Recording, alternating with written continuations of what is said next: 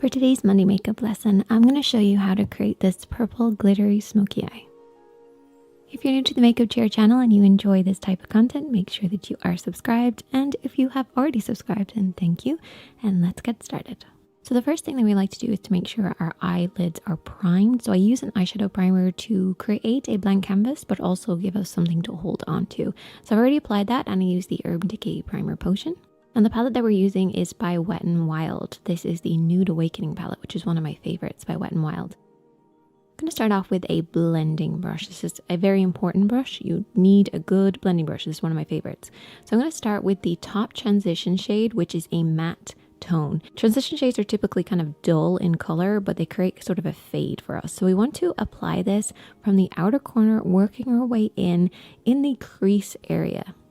Now, if you start with your hand quite low, this will just help with your blending process, and then you can slowly bring your hand a little higher as you blend upwards. Just make sure you always leave a small gap under the brows. It should fade up to this point and then kind of disappear. If you work over and back in this general area, you'll end up depositing pigment in this area, and this is where we want it to be deposited in order to create that nice gentle fade and some shaping.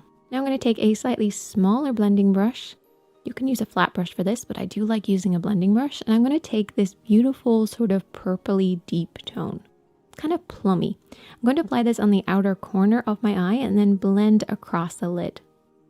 I want to keep the majority of the color on this outer edge, and then it should slowly fade into nothing as it gets to the inner corner. Making sure not to blend up too high though. Keep this on the lid.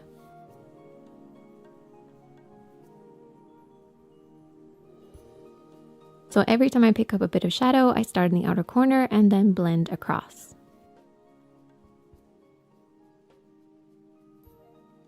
You also want to make sure you're keeping in that imaginary line from the edge of your nose, eye, and brow to create that nice lifted appearance.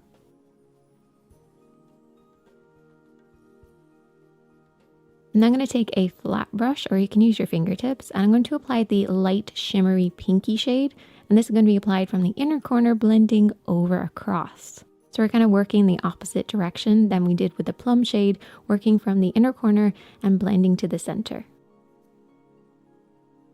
With the meeting area where the two shades meet, you want to very softly tap and very lightly blend the two shades together.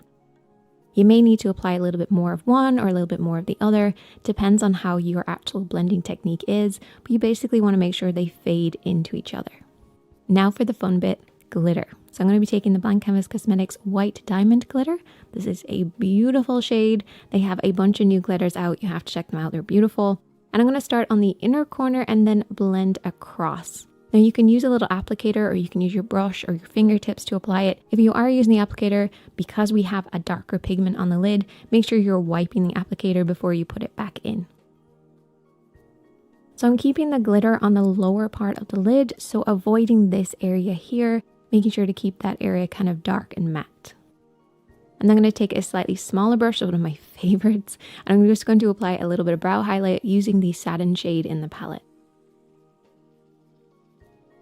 For underneath the eye, I'm going to take shade number 8 again, which is a plummy tone, and just apply this underneath the lashes.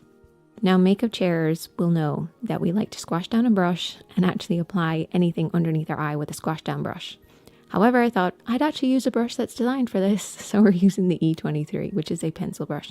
But you can squash down your brushes if you want to. And then went ahead and applied some lashes and a little bit more glitter, stopping at the halfway point on the lower lid.